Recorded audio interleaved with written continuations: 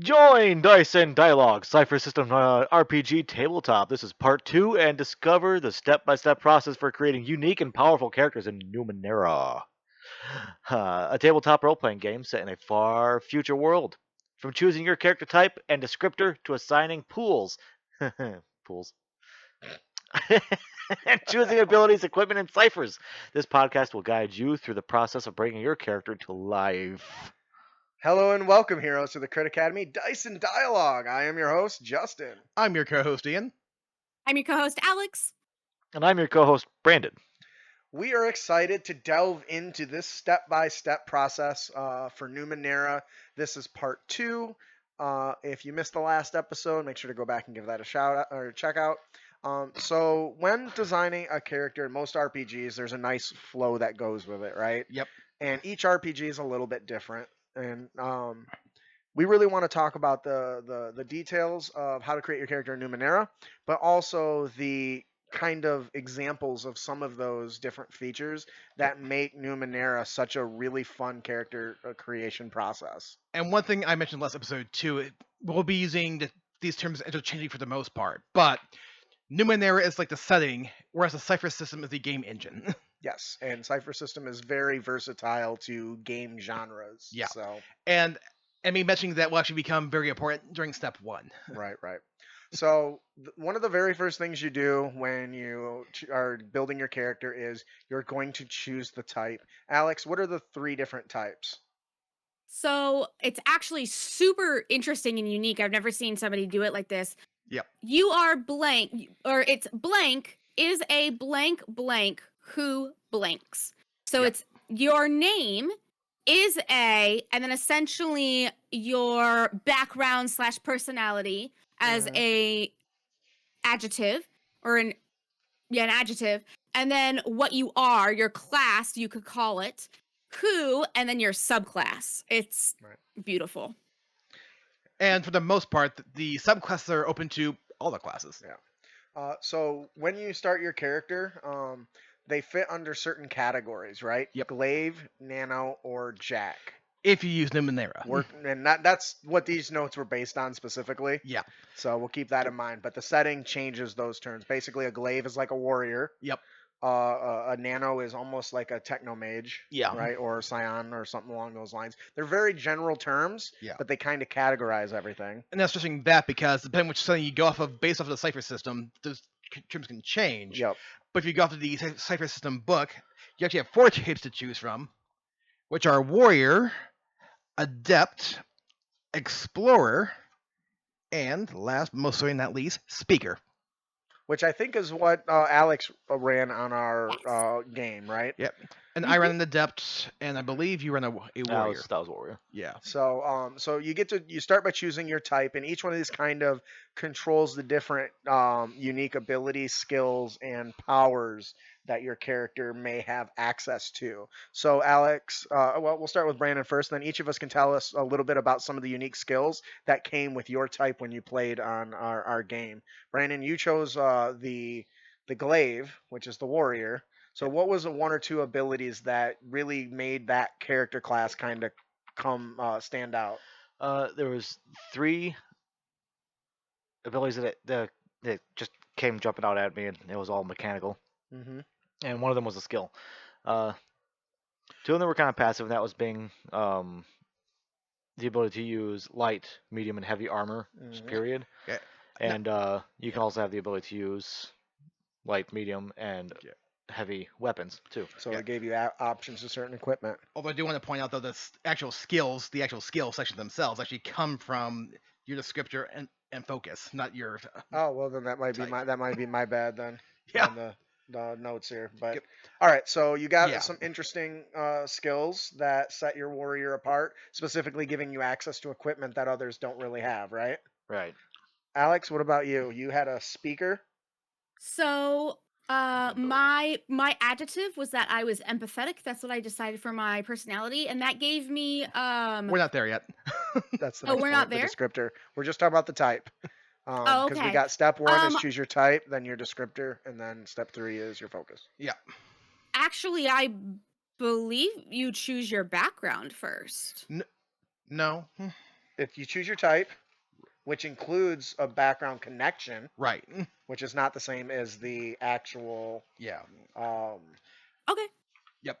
Unless I mean, the speaker here falls underneath type. I right? also used the SRD. I did not use the Book, So yeah. it So it might be in organized slightly obviously different. there might be because Right, obviously right, there's right. stuff And in the that's okay. SRD that wasn't in the book. So And that's fair. but So you picked a speaker. So speaker- what was some of the features you got from that? Speaker was described as also being like a bard. Speaker, or like the bard class in D&D. Speaker was Mhm. described as being the personable person, the mouth of the party, right? So I got things like I have a skill of getting a hunch about the people around you. I get a skill in social interactions, but I also got something called a deficit, or is it a deficit? Yes. Is that what they called it? An inability. Inability. Because of this, I got an inability for intellect defense rolls. So inability is a flaw that your character innately has, which I think is another wonderful thing to have, because it means while everyone else can get a target DC, and as we discussed in the last episode, they can add assets, edges, and skills to lower it, an inability automatically raises it one level. Yes. Yeah. And I do think everything that is in the SRD is in this book. It's just the way it's organized is different. Yep. I think so. And I do apologize for that, because we're going. Yeah. My notes go off of the book, so. Yeah, the SRD was just so much easier for me to read because it was actually in a Word doc, so I could change Right. the whole thing into Comic Sans. But the Word which doc is was so not. nice. But the Word doc didn't have page numbers associated with them anyway. So. So, anyways, Yes. so we got the glaive, which was the warrior, the speaker, which is kind of like a bard, and then what did you pick, Ian? I picked the adept, which is basically your mage type. Yeah, which I think was classified as nano too, or are those different? They're totally different. Oh, well, whatever. Yep.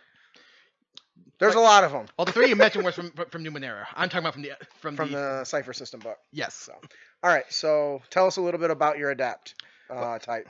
All right. In a nutshell, I gain some player intrusions, which allows me to make enemy devices malfunction in some way, shape, or form. Now, granted, these intrusions all require me to spend an XP to do them. Mm-hmm. I can get a convenient idea to help move things forward, or I can, basically repair a device, which also includes ciphers. Very convenient. Yep. So it's very thematic, this type that you pick, right? Yep. And I do have a starting pool of like 7 in might, 9 in speed, and 12 in intellect, and I can distribute 6 points any way I want after that. And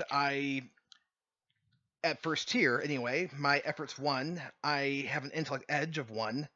I can hold 3 ciphers. I get my equipment. I can use light weapons. I have an ability for the other weapon types, and I can choose from 4 abilities from my list. So basically, once you pick your type, you're picking your core sets of features that your character has. Yep. And that's supposed to help your character stand out in that respect. Now, once you've done that. Oh, and I do want to stress that I can only start with 4 abilities. That will be important later. Didn't know that. Is that because that's a feature, or everyone start with 4? I start with 4 because I'm an adept. Okay. Not everyone starts with 4. Some others start with, 2 or 3? Yes. Okay. So now that you've decided on your character type or your class, I guess, I think the inclusion of a descriptor is pretty a great detail in and of itself, because it gives you a way to describe your character to everyone else, especially when you write out this entire sentence that Aelx had shared with you earlier. The descriptor is the adjective that determines basically personality, background, and skills. Brandon, which descriptor did you end up picking in your sample? So we skipped I flavor. chose hardy. Yep. That's what? Hardy? Hardy. So without knowing the mechanics of hardy, we can kind of get an idea of what it does. If you had to guess what hardy did without looking at any stats. You can take damage. That's what I think. It makes you tougher. What about you, Aelx? Yeah, I think it makes you tougher, and also I think of things of like poison resistance and just I don't know. I think of like raccoons. Raccoons are very hardy creatures. Well, you do eat garbage, and their immune systems get the military equivalent of military assault rifles, phosphorus grenades, and cluster bombs. So Right. Definitely exactly. hardy, I would say. So what kind of ability, if you had to pick one of the core abilities that come from that, what would it be from that adjective? Because each descriptor gives you different abilities, I think, right? Yep. Mhm. So what's one that comes with being hardy? Let's see. Well, first you get +4 to your might pool. Right, so Which you're that makes beefing up sense. your strength, basically. You have the time it takes to make a recovery roll. Oh, so you heal So, quicker. Yes. You're also almost Yeah. unstoppable. This is actually really good for Almost hardy. unstoppable. Almost unstoppable. I'm glad that it says almost, because that would be Well, like, you're nearly unstoppable. Listen, Well, listen to this. While you are impaired on a damaged track, you function as if you were hale. While you are debilitated, you function as if you were impaired. In other words, you don't suffer the effects of being impaired until you become debilitated, and you so if never you get suffer. to dead, are you not dead yet? You never suffer the effects of being debilitated. You still die if all your pulls go to Oh, zero, but so Okay. it only Okay. helps until you're dead. Well, I guess once you're dead. and the skill it gives you is train and might defense actions, which makes it so that when you're using might to defend against something, Mhm. it eases it, so it automatically lowers the difficulty. Oh, that's cool. See, Yep. so once again, that simple descriptor fleshed out the stats of his character, which means he can pick a glaive or warrior, and so could Ian. Yep. But as soon as they pick different descriptors, their characters are all way different. But hardy comes with 2 cons. Uh-oh. You're hard to eat. You gotta take a lot to eat. You gotta eat a bunch, like a full Inability. pizza a day. Your big, strong body is slow to react. Any task involving initiative is hindered. Oh no, you're slow. Ponderous. When you apply effort when making a speed roll, you must spend 1 extra point from your speed pool. So that would definitely So, be yeah. some pretty tough flaws for that. Yep. Ian, what about you? I ended up picking mystical, and what I got from choosing this was I get +2 to my intellect pool, which is how it became. An intellectual. Yep. I am trained in all actions involving identifying or understanding the supernatural. I can sense magic if I study an area or object for 1 minute. I can perform the hedge magic ability if I have a free hand and can pay the cost. In other words, this gives me a extra ability for free. That's cool. And now here's where the inability comes in. I give up my unnerving aura, so any task involving charm, persuasion, or deception is hindered. Wait, are we talking about you or your character? Yes. Okay.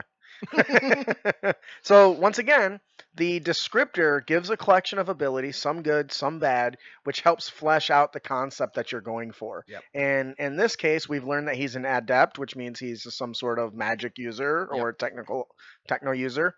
And then he also has a supreme intellect, which means not all adepts are geniuses, right? Yep. He's chosen to go that route, and I think that's really good. And focus on magic.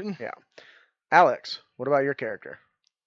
So I chose the descriptor empathetic, and empathetic allowed me to have skills, so like in boons for tasks involving sensing other people's emotions. So you might Mhm. see that as insight if you're a Dungeons and Dragons refugee. And also discerning discerning dispositions. Discerning dispositions would also be I would see that more as perception. Okay. But So you this, really doubled I- down on that character concept because you picked the yeah, I speaker kind type of and a descriptor that aligns with it. Okay. yeah. But I think my inability also came. I think I was incorrect. I think my inability also came. My inability where people because I remember it saying you are easily like rused, like you're easily like you're like almost like you're gullible.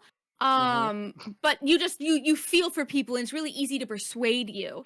So my intellect defense rolls are hindered. So Yeah. You're the person that gives every vagabond you pass begging for some coin a few shin, huh? Like you're so empathic that you invite people into you emotionally, it opens you up to emotional attacks. Is what it comes down Yeah. to. exactly. And you get +4 to your intellect pool as well.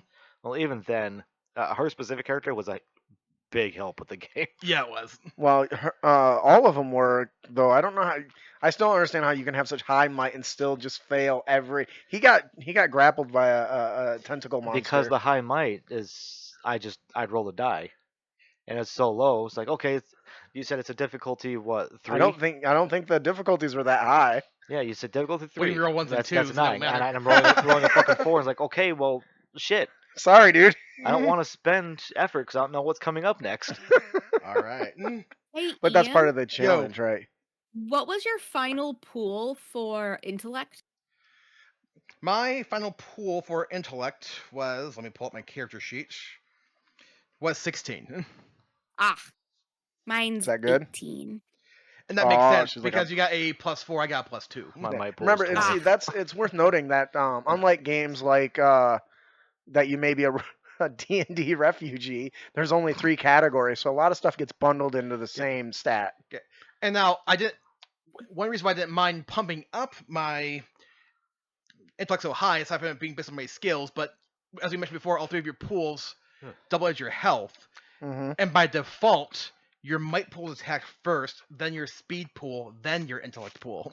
Okay. So since I sucked with the physical stuff anyway, I didn't mind my might pool being Right, low right. necessarily. I will say though, it is quite impressive that both of us are intellect based. Yeah. Like, you Yes. know, in D&D for D&D refugees, there's 5 different stats, right? There's 3 physical stats and 3 mental stats, and still sometimes there's crossover where it's like, oh, I could mold, you know, there's all this kind of, but really there was no crossover from our 2 characters Not at and all. really Right. any way, yet we're both intellect. I think that's a really big pro. Oh yeah. It means that just supports what we've talked about in the last episode, is the versatility and the diversity of the characters in the world in Cypher System, and Oh, by yeah. extension I Numenera. bet if all 3 of us made speakers, we all still have different characters. Absolutely. Oh yeah. Which is so cool. I agree. And that's, once again, I think that's why you can use it as any genre, any world, because it's just as easy. I was talking about the nano class, because that's what it was in Numenera. When he's talking about adept, they're essentially mechanically, some of the things are similar. Yeah. Or I don't even know, are they the same? I don't know. I didn't read the Numenera. I'm sorry, I got the Cypher System, but I also have the Numenera book. But and they're the same, and the details of each one can be changed just by the way you describe them.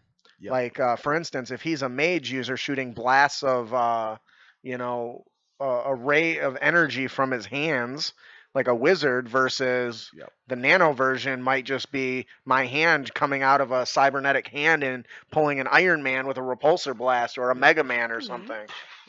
Or for that matter, you were using an item, Brendan, in combat, your energy scythe. I just, I had the option to use light weapons. I forgot using weapons at all and just use the onslaught ability, which allowed me a physical and a mental attack just from that one ability. Yeah. Now I don't think it was as strong as the other one, but yours ignored armor, didn't it? If I chose the mind slice ability. Okay. All right. So, anyways, if it was a physical one, it would have been double. But so as for the descriptors, Yeah. this is a core defining aspect of your character, as far as what abilities and bonuses and inabilities that they get. Now, step 3 is where it gets really interesting. So I think I talked about type being similar to a class. I would say the focus is probably more like taking a feat into a specific, or maybe a subclass. I'd say archetype. Archetype. I like archetype better. Let's go with that. So did we talk about everyone's descriptors? Yes. Okay. Aelx, so would you like to tell us about your foci? Fauci. So Fauci. my foci was explorers in dark places, and that was essentially like think of like a rogue, think of a person who goes from city to city, going in dark alleys and like doesn't stay in one place for too long, not necessarily doing bad things or nefarious things, just doesn't really like to be tied down at all. That's kind of how that was described to me. What kind of And person that hides gave in the dark me- and is not a bad person? Spooky. That Stalker. gave like Dracula, spooky. That's a bad guy. That gave me superb explorer, which they did. That is such an interesting thing about these skills that we have not talked about. There is no definition for these skills. What I'm reading out was what was in the book. I copy and pasted it. Yep. Nothing else was in. So I just got superb explorer. You know who gets to decide what that means? Justin. Yep. And I did. But that's the point, right? The player might say, hey, I have this. Can it help me? Yep. Yes. Like she wanted to explore, so she wanted to go in and find a good lookout spot. And did you guys figure it out that it was a satellite dish that you climbed up on top of? Anybody figure that No, out? I I don't think you didn't. did. I It love was a satellite. Remember I that. thought you had a bowl at the top? Yeah. It was it was an old Okay. satellite dish you climbed up top. There was I ladder. I thought it was a tree with a bullet. It was a tree with a bowl in it. I told you it's made of metal. like Anyways, debris or something. I don't know. but your explorer, that's something that came out of an ability she had that she thought would fit into the scene, Yep. which also means the DCs related to that, the difficulty got reduced as well. But the big thing that focuses do is it allows you a further pool of abilities you can choose from. Mm-hmm. From a mechanic standpoint. Yep. Yes. But it's very vague on what you can use it for because they're meant to be a Abilities, no. Huh? Abilities, no. No, the term of the foci descriptor, Yeah. they're very vague. And then it gives you a list of abilities that tie to it, but there's not like an in-depth detail of exactly what it does. Abide in stone. Your flesh is made of hard metal, making you a hulking, difficult to harm humanoid. Yeah, but what does that mean? What makes it difficult to harm? Are you difficult to harm with a punch, with a kick, with a rocket? Do you fall? Do you break and shatter? That's vague for what we normally see, right? Yep. For instance, in 5th edition, the game that anyways, for 5th edition, you have Flesh of Stone that says you gain resistance to piercing, bludgeoning, and slashing. Yep. That's a very specific mechanic compared to what Ian just read. So I'm going to stick to my gun on that one. Anyway, and you picked what, Brandon? So for focus, right? For Keep up. focus. Yeah, I was reading. Mhm. My plural for focus is defends the gate. Defends the gate. Defends the gate. All right. That's And a what does fun that one. mean? They got two tier 1 abilities They can choose from. that I was. Yep. That I could choose from. Yeah. Fuck, I chose both. It's our first game. I didn't expect us to not make a mistake or 5. There was 2 of them. One requires 2 might points. The other requires 2 intellect points. The one I liked was the one I wanted to use, but ended up doing the nat 20 hit, so I didn't need it. So you didn't need it? Was a fortified position. For the next minute, you gain +1 armor and an asset to your might defense tasks as long as you haven't moved from an immediate distance since your last turn. It's an action to initiate. Why didn't you use that to try to escape your grapple? That would totally fit. Because I had moved prior to it. No, but you failed that check twice. Anyway. Did I? Oh, well. Anyways, oops. yeah. So The other one was more for the other players, and it's called Rally to Me, 2 intellect points. You cry out, blow a battle horn, or otherwise signal to everyone within a long range that you require aid, which I know Justin's just itching to say that this game uses the same distance model that he uses. I would like to say it does, and that just more or less validates my game design choices. All allied creatures who respond by moving to within an immediate distance of you within the next few rounds gain 1 asset on any one attack or defense task within the next. It's a battle turn. shout. Yes. That's awesome. Yep. Would you? So how would you have flavored that? Because as Ian mentioned, we didn't touch on flavoring too much, but No. the game highly encourages you to create unique flavor for whatever it is you do. Yep. I think Aelx had a really good one, and I want to touch on before we hear what Brandon has to say about his. How would you have handled that? Would you just shout it, "Help"? No. How would What I would have been flavor something?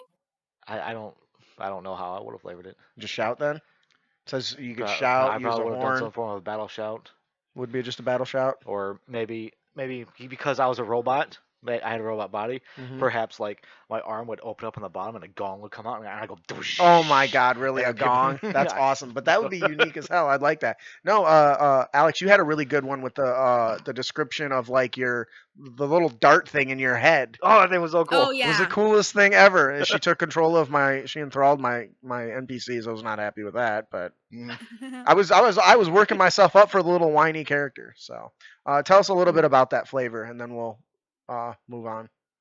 So my girl was kind of against her will, cybernetically enhanced, in a way, to be an empath, which we can touch on in backgrounds whenever we go into like what our backstories were and stuff. but she had piercings all over her face that weren't actually piercings. They were sensors that went back into her, connected to her brain. But there's these things called surface piercings, which basically is just like, it looks like someone just glued a disc to your face. The one in her one of the ones in her forehead opened up, and I have a special ability called enthrall. The one in her her forehead opened up, and a dart came out and hit the other person. And then I take the dart back and put it back and then close it.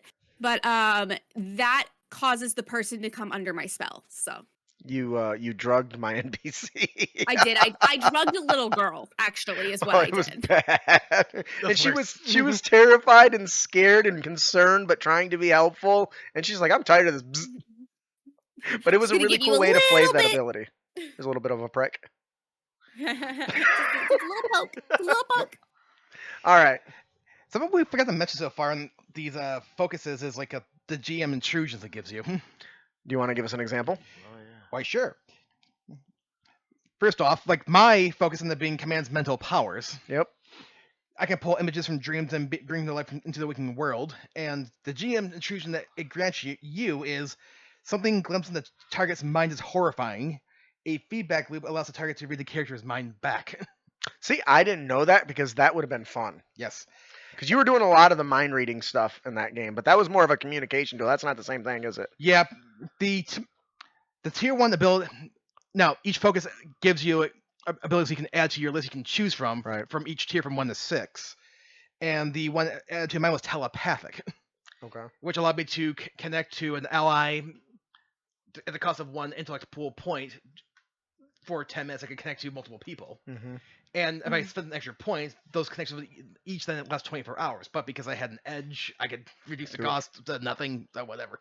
Yeah. So I didn't know that, but as you become an experienced GM, those are the things you can leverage in your stories and campaigns to take it to the next level. Because now you're leveraging a choice this player made of an ability to take to provide different information. And I'll tell you what, being able to know what the player, as a villain, what the player characters are going to do, Yep. I'm going to be setting some traps, catch you bitches in my claws.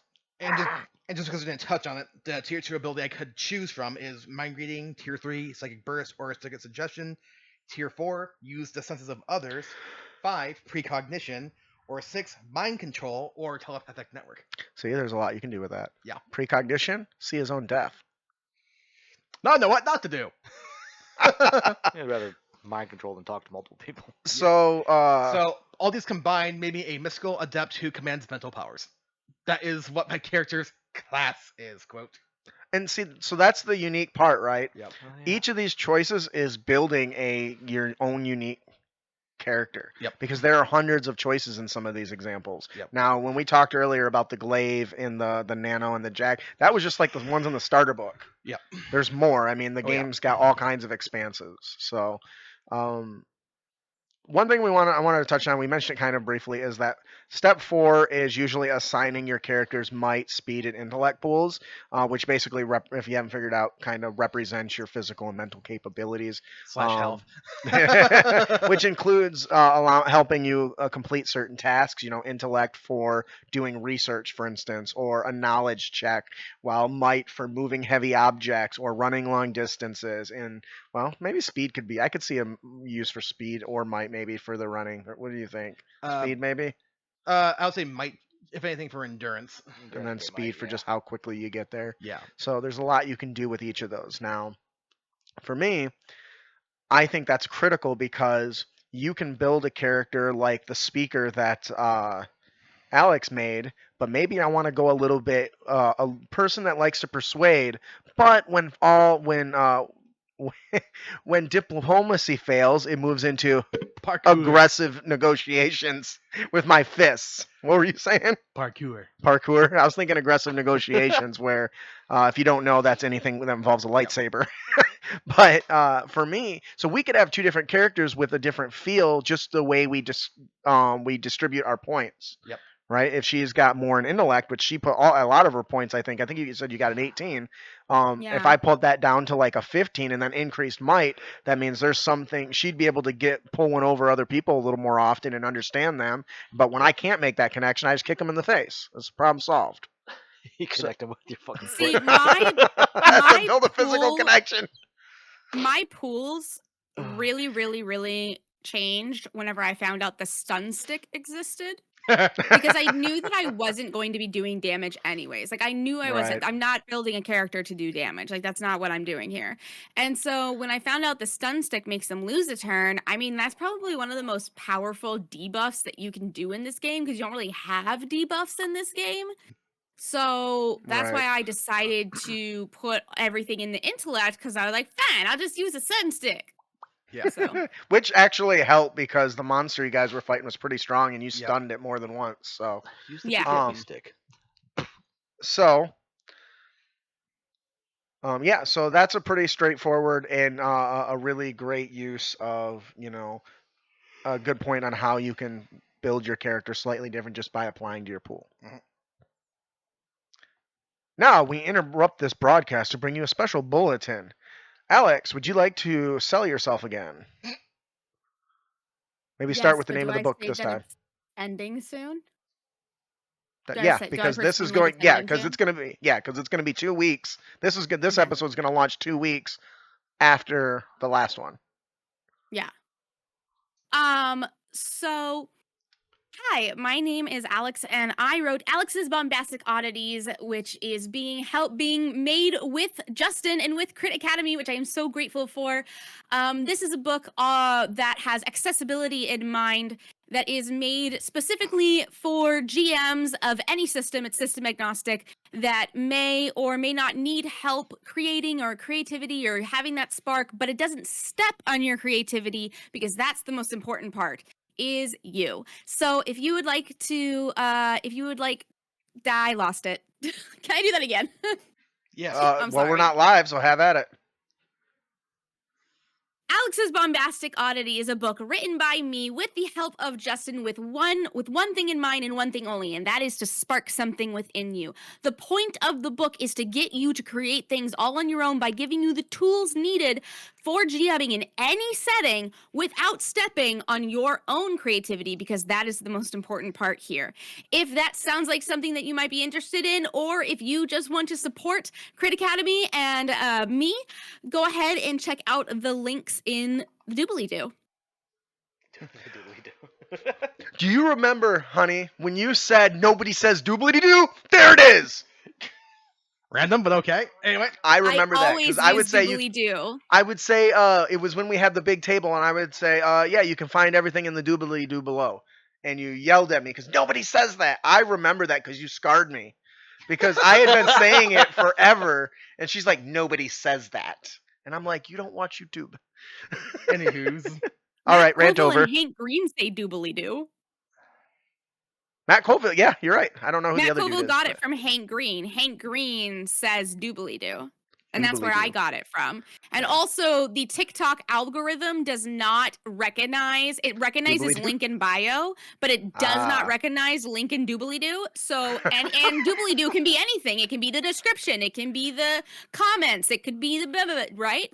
So, The they just know to doobly-doo. look for it. I don't know. Once again, I have been validated twice today, and I feel good. All right, Good. so the next thing you have to do is you have to pick your skills. Now, the skills, what? Go on. You took a deep breath, so I assume I said something wrong. Not yet. Skills are Jesus. important when it comes to the abilities and knowledge, or the knowledge that your characters possess. Okay. Now, depending on what you choose, you might have skills assigned to you automatically, but some give you a range of choices to choose from.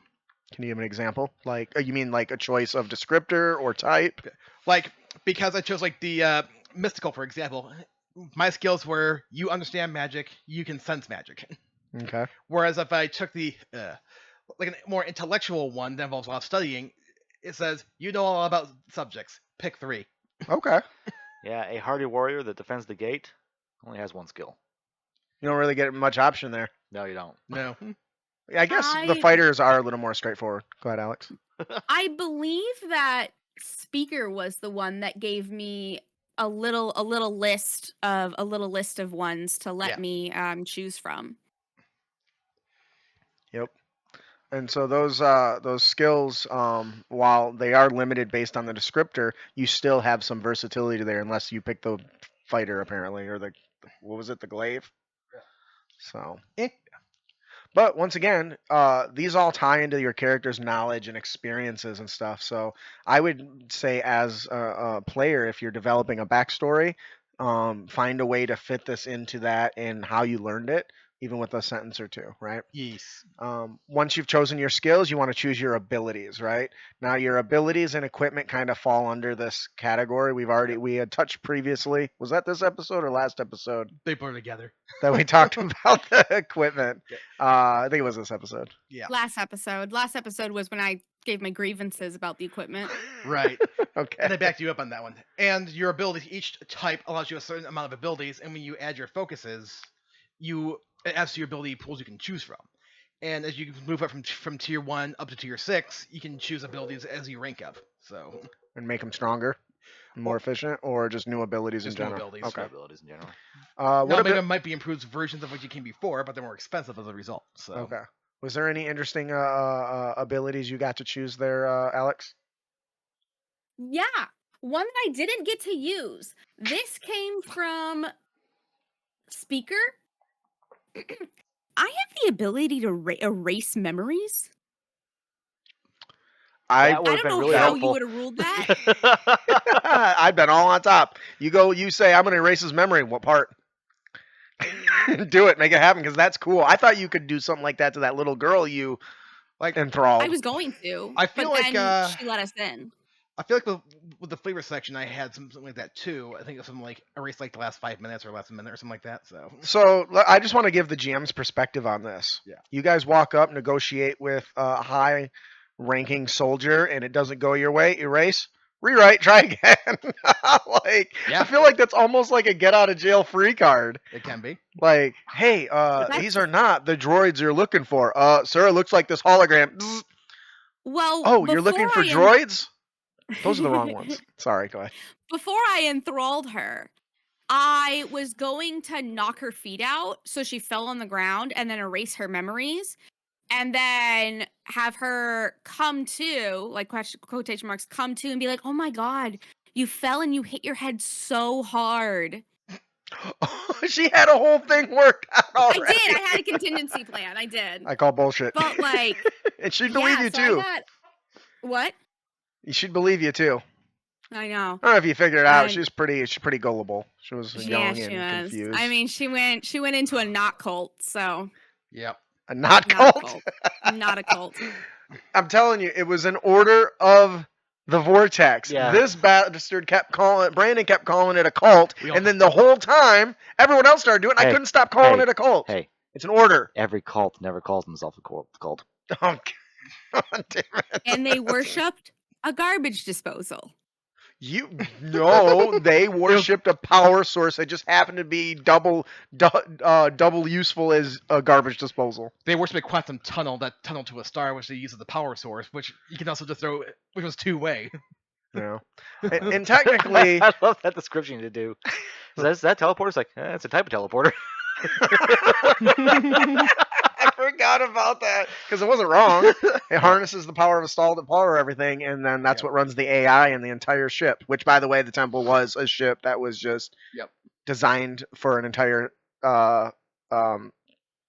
group of species to colonize the galaxy. But Yeah. anyways, so what? Spoiler alert. Whatever. I'd like to say that that's a spoiler alert. Sorry if you haven't played the first starter of Numenera. Anyways, Yeah. so once you get your abilities that kind of come from your type, descriptor, and focus, you get to pick equipment. We touched on it a little bit, but I think it's worth talking about again. The equipment and stuff is very vague. Now, if you've never played Gamma World, this is one of my favorite features of Gamma World, where everything is just, here's what it does. It doesn't give you a description. It just says this is what it does, and it leaves you to describe it. So Brandon, for instance, made his weapon a scythe, an energy scythe.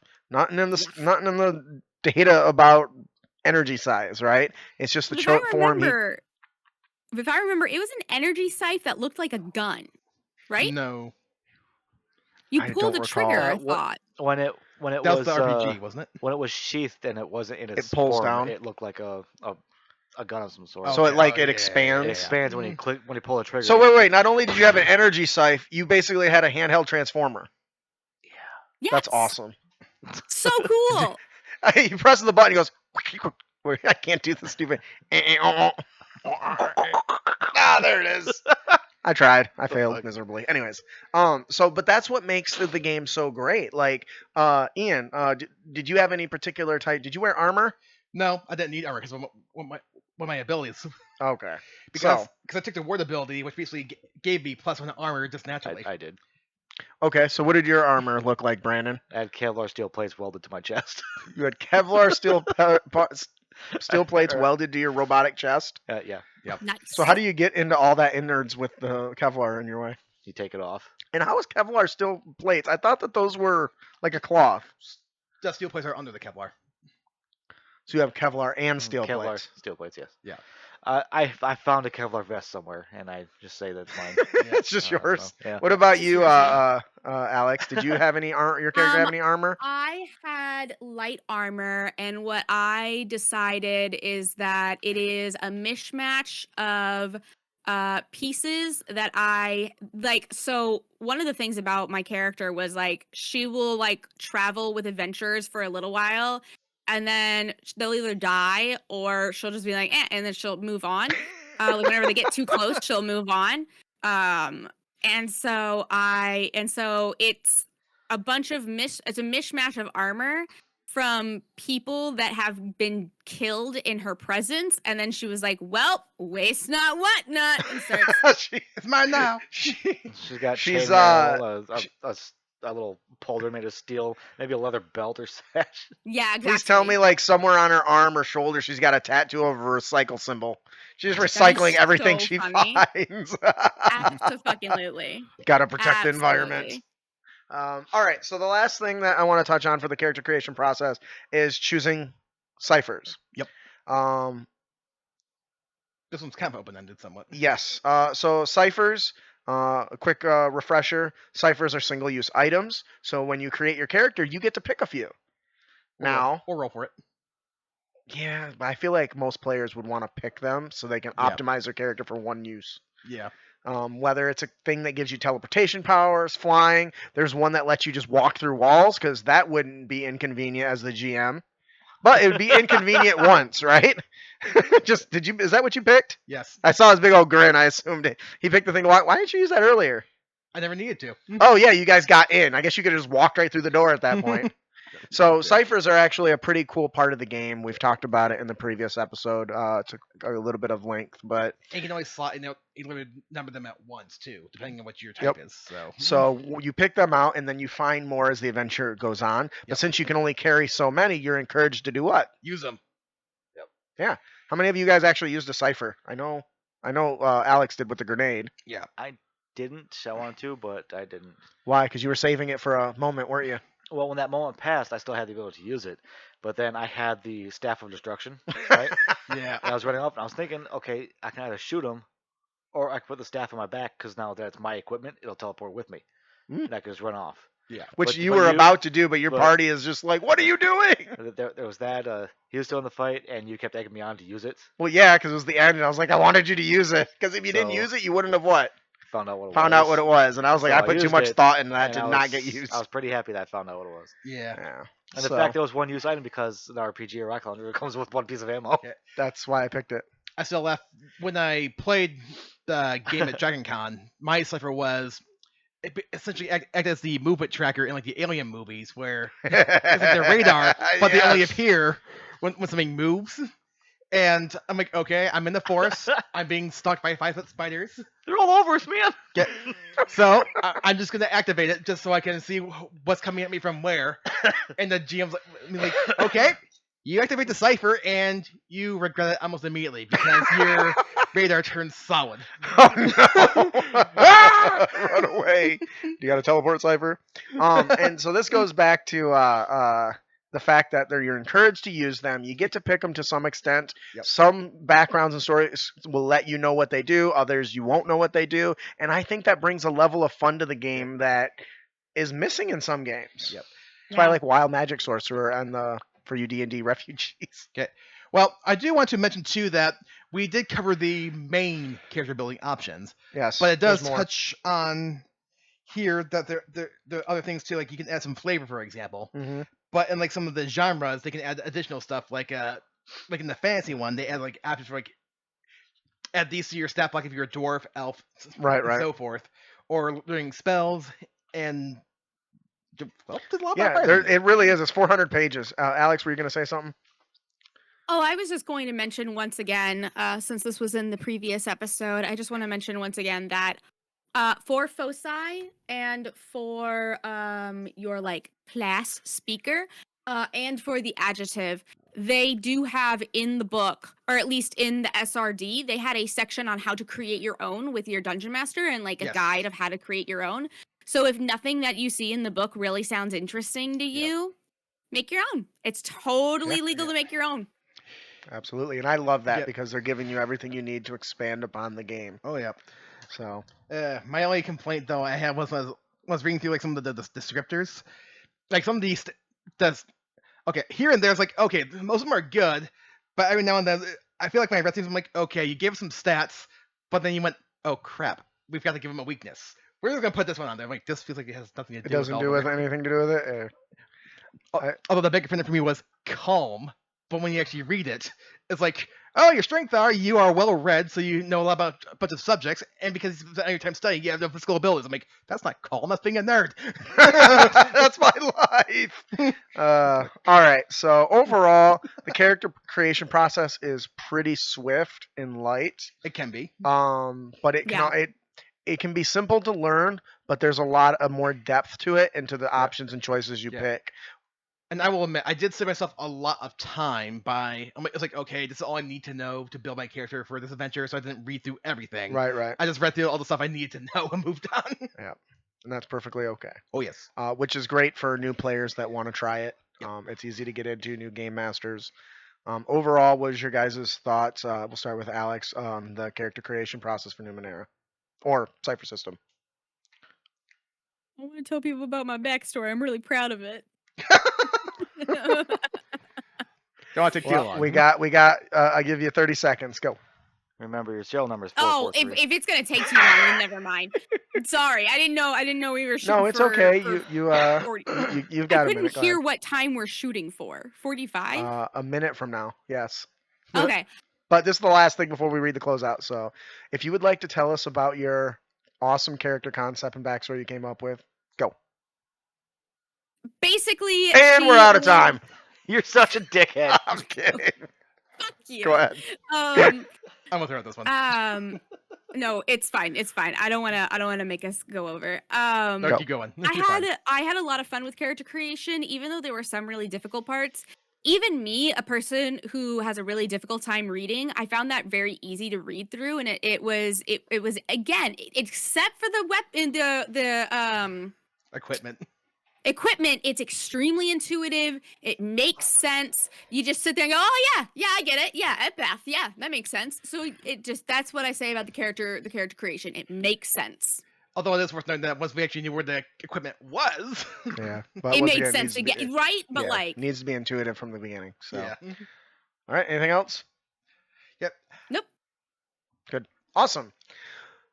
I found the character creation process to be very straightforward, very fun, and I kind of want to play another game. You've read that about us. Go ahead. I kind of do too. It was very straightforward, and it is user friendly. It is placed from chapter to chapter. You just go from top to bottom. That's how you get your character done. The only thing I don't like is that there's certain things that it talks about, like, oh, make sure you get your skills. Like, well, okay, the warrior only gets one skill. It'd be nice if it said, hey, sometimes you might not get a bunch of skills. So I'm sitting there in this book just looking for hours, like, where the fuck are all these skills at? I don't get. There's an entire chapter for abilities, and I don't know why they're there. Oh no. I have no idea. Is it because you're a warrior? Huh? No. It's just in general in the book. Oh, you don't know. Okay. Yeah. Well, that's experience. Yeah. You'll get there. Also, my Well, warrior was stupid, so. Well, I also had a lot of abilities too, so I actually used that chapter quite a Yeah. bit. Now here is our unearthed tips and tricks, system agnostic content for your tabletop RPG game. Our encounter is the Lost Temple of the Moon. Now I love a good adventure hook, and I want to see where we can make this go, you guys. Okay. The characters are hired by a local historian for to explore a long forgotten, temple, supposedly. Problem is the temple only appears every so often, specifically during a full moon, as it is a temple to the moon goddess. Now, Ooh. it's said to contain a powerful artifact. So this historian is looking to not only get the artifact, but to collect as much knowledge and stuff. But as with any potential ancient structure, what is the risk? Oh, dimensional traps, hidden guardians, just unstable terrain in general. Beasts too, right? All that stuff, right? So your goal is to get into this temple, find this artifact, and deal with all the traps. Because the historian has to come behind you and catalog everything. So we'll have Aelx go first. What are some unique traps in this Temple of the Moon that might exist, or dangers that might exist that the characters would run into? Do you have anything? So I'm totally going to steal this from Final Fantasy. I'm Do it, 14, girl. I'm not gonna lie. I love But Final in Final Fantasy. Fantasy Great 14, inspiration. in one of the new areas, there's a mechanic that has to do with the phases of the moon. So you have to stand on specific phases of the moon while the clock. So like what I would do is I would have different plates on the floor that are different phases of the moon. And there's like a clock on the wall, and as the clock changes its hour, different phases of the moon become safe and different phases of the moon become unsafe. And what it That's is awesome. it's like becoming a full waxing, waning. And so you have to figure out which ones are safe and which ones are not safe depending on how waxing and how waning the moon is. That's So what I does would that do. slowly open like a door, or? Yeah, so it's like to get to the other side. It's like Okay. it would be like a hallway, and there's like a safe path that you can take. But in order to take it, I like you need that. to know what phase of the moon is coming next. So the only people who would be able to pass it is people who know the phases of the moon, like people who worship a moon goddess. Yes, I like this because it delves big into knowledge checks and lore checks and potential backgrounds. I can see a Circle of the Moon druid knowing this and shining here. Of course, he'd like be the one person that could just like climb on a wall and walk past it anyway, but Because basically what you would have to do is you would have to walk down the hallway in the order of the moon phases. So you would have to go from a new moon to like tiny bit, and then half, tiny bit, whole. Yep, And then I like go that. back down. And so you would have to go with the phases you would have to walk the phases of the moon. That's cool. I like it. Yeah. Ian? I pictured a room where when the players walk into it, the roof is actually open, and in the middle of the room they see a floating gyroscope with a magnifying glass in it. And kind of like how you use a magnifying glass to like roast ants with the sun? It does that with the moon, and it moves around. And the ants are the characters. Yes, It's a mobile moonbeam. pretty much. Moonbeam power. And it will be only active if it's in an area where the moon's visible, Oh, geez. or if the so the players can figure out potentially. Wait, if we stand here in the shadows, You don't get zapped. or if we stand behind where the moon is, so we can't focus the moon's beam, then that could create a puzzle as well too. Oh, I like that. What about you, B? That's a good one. Okay, so it's kind of built off of Alex's hallway. Okay. You can step on plates. They go from waxing to waxing Gibeah's full moon and so on. However, What if a lot of people would assume that the full moon is safe, mm-hmm. and they step on the panel of the full moon, but specifically, like maybe there's different variations of the full moon that are put out because there's 12 different full moons throughout the year. There's like the wolf moon, the rabbit moon, strawberry moon, all those things. So if I've you only step ever seen one moon, so There's one moon every month. Shut up. But let's say you step on one that's represents more of an aggression, like a wolf or something like that. You step on that and you trigger the trap. But instead of you being the victim, walls 10 feet behind you collapsing on your party members because you're the one that fucked up. oh, that's mean. Yeah, it is. So what I'm thinking is the types of guardians in this thing. I think Ooh. the perfect guardian Sailor or Senshi. cultist should totally be were creatures, were rats, werewolves. Oh my god. Mm. I think that they would make for a great cultist location. There's a, Warehouses. This place smells like God damn it, lycanthropy. dude. Warehouses. So I think that we got some really good ideas here. And I think that can make it really interesting. I think for something like this, we'll go back to we'll stick with the phases of the moon theme that we've kind of developed. Having a phases of the moon kind of scattered out throughout the leading up to some of these traps and puzzles that actually reveals not only information about like a scene about the goddess and how she, has lived her life or whatever, from birth to marriage, all that sort of stuff. But in it are clues how to pass some of those traps. So as the players are going in, before they ever encounter the traps, there are warnings to all those who follow the moon goddess. Moon right? goddess. Yeah. So that delves into the lore and the exploration, and of course with the were creatures, the combat. The question is, were you gonna say something? Ian? Putting runes in the temple that explain how to navigate the temple, give hints to it, but only have it appear when moonlight is present. Oh my goodness, that is genius. Yeah, it is. So then you get like a collection of mirrors and people trying to point the mirrors. Then you have to do that in like one of the Zelda games with the mirror shield. Or someone casts Moonbeam. Mhm. Or cast Moonbeam. Oh, that's another good one. So there's a lot of You different had things you to can do. Or just You go had in to there do at that night. in Wind Waker. Sorry. Yep. Because let's be real My here. brain Most got stuck. parties will probably go into something like this in the middle of the day, so... Yeah. I think it's great. And I think that something like this is really good because your goal isn't just to find the artifact, but you have to find out a way to travel through and disarm all the traps so that a civilian basically can go through it. Just don't miss one, or you'll get here in the news. What if the Tonight on Waterdeep's News, our local historian has disappeared in the temple after a group of adventurers should have disabled all the traps. Deep investigations at Waterdeep. What if the players discover that, like you said, it only appears on a full moon, right? Sure. Well, the historian tells them this on the last night of the full moon. It's about the full moon's about to go away, Mm-hmm. and they have a specific time limit to get this stuff taken care And of. if they don't, Otherwise, they get stuck for They a month. disappear wherever it goes.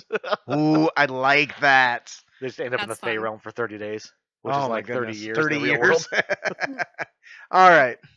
I think that'll do for our encounter, the Lost Temple of the Moon Goddess. Our magic item today is the Moonstone Amulet. This item is really interesting. We think that having an object, an artifact item that was used by priestesses and priests of a goddess of the moon would be a powerful and fun, not only religious tool, but something that gives the players a bit of fun without being too powerful. Of course. And so when I think moon, I think tides.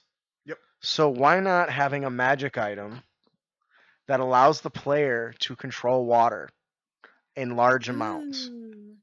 Right? Yeah. Creating small floods and zones and increase the raise of water, create water out of nowhere to create small little tidal waves or make it rain, a myriad of different things like that. I was just thinking. Not with the money. Make it rain. What are some abilities you think an amulet like this could fit? And once again, this is meant to be system agnostic, so you, as the game master, can kind of add or take away what you like, what you don't like. Hopefully, this inspires you.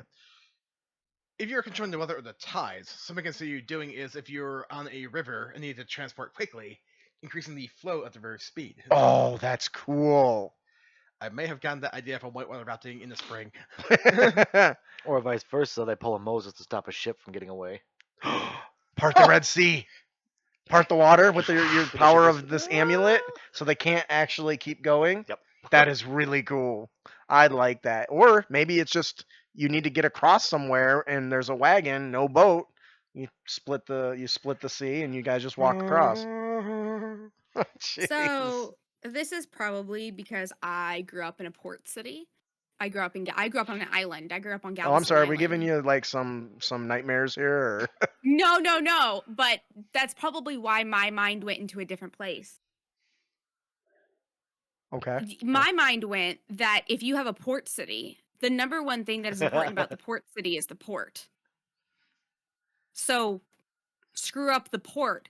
Bring the tide up so high. I would bring the tide up so high that the boats float, like they get unhooked and they float because they just wrap them around the thing. They don't like Yep. anchor them. So They just float then away. you float them to on top of the ports and then drop the sea level. I would see this as like, hey, city. I actually don't see a good person using this. I see a villain using this. Of course. A villain I was who just thinking this the moment you said, "Hey, city," it's like, "Uh-oh." I see a villain using this and a villain messing with a port city. But again, I grew up in a port city, so that makes sense. Yeah. So our producer here actually just alluded to something similar about whether they're using this power to affect a great tide, have it had an unintended consequence somewhere else. Every Yeah. time you use it, let's say if you maybe you're flooding the city because it's overrun by zombies, and then you find out that you also pulled that in and flooded another city, He or caused a major drought. on the or side of the so planet. maybe a big major drought, yeah, or maybe a ship wrecked because when you pulled in the tide, it ran ashore on something under the water that normally isn't a problem. When I mentioned okay, when I mentioned whitewater rafting in the spring, I've been on like the New River multiple times in West Virginia, Hmm. and when you go there in the summer, there's a spot in the middle called Jump Rock, which is like obviously an outcropping in the middle of the river that people just jump off of just for fun. And this is like 15 feet above the water, depending on how high or low the river is. When we went in the river in the spring, when the river levels were higher, Jump Rock was underwater. Sounds dangerous if you're in whitewater rafting, might smash into it. Yeah. So other powers that you would be able to give this is some sort of moon power where it shoots a beam of white energy for a 5e or a spell attack like force damage or radiant damage if you'd want. I really think lunar immunity would be a really good one too. So typically werewolves can't control their transformation, right? What if wearing this amulet was used by a priest who secretly had it forged because he was a werewolf and it stopped him from transforming, and he could turn it on and off. When he pull it off, he would transform at will. That would be pretty That's neat cool. aspect. That would be Because it's really very neat. it's I like very that. niche, but that's a quest hook, right? You can almost even use that as the main artifact in a lost temple of the moon goddess. Bum, ba, bum. Dun, da, Um, So one other thing I'd like to touch on for this before we finish up is because it ties into the moon theme. I can see this as a D&D player maybe giving an extra shape-shifting form to a Circle of the Moon Druid. Mhm. So it becomes specific to that type of character. Is there any other classes or subclasses that maybe a Gloomstalker? I could see an Could get argument some for there is a moon sorcerer now. That's true. There's a In the moon Dragonlance sorcerer setting, now. yeah. And I that didn't would know be that. fantastic because the moon sorcerer is from Dragonlance, and so it's kind of difficult to integrate it into other worlds. Right. So this would be a great help and a great starting point to try to integrate the moon sorcerer from Dragonlance into your world by building out these things like maybe the moon sorcerers were revered by werewolves, and that's how and I a moon like that. sorcerer crafted this amulet, and that's how you start building that out, and that's the seed that gets planted. Yeah. I was also thinking potentially, because it's night, the Circle of Dreams Druid as well. That'll do it for our magic item, the Amulet of the Moon Goddess. Yeah. that'll do it for the show today. Please join us in 2 weeks as we get to the last part of the Cypher System discussion. We're going to delve greatly into the core mechanics. So if you like the crunch, you're going to learn a lot. If you don't like the crunch, you're still going to learn a lot because we're going to also delve into how you can use some of these mechanics into your RPG no matter which game you're playing. So if you enjoy the show, and you want to support us, visit critacademy.com, pick up some of our fat loots. We got many options to fit every table. Follow us on social media. Please leave us a review and share with your friends. I am your host, Justin. I'm your co-host, Ian. I'm your co-host, Alex. And I'm your co-host, Brandon. Thanks for listening. Have fun on your adventures and don't be a Don't dick! be a dick.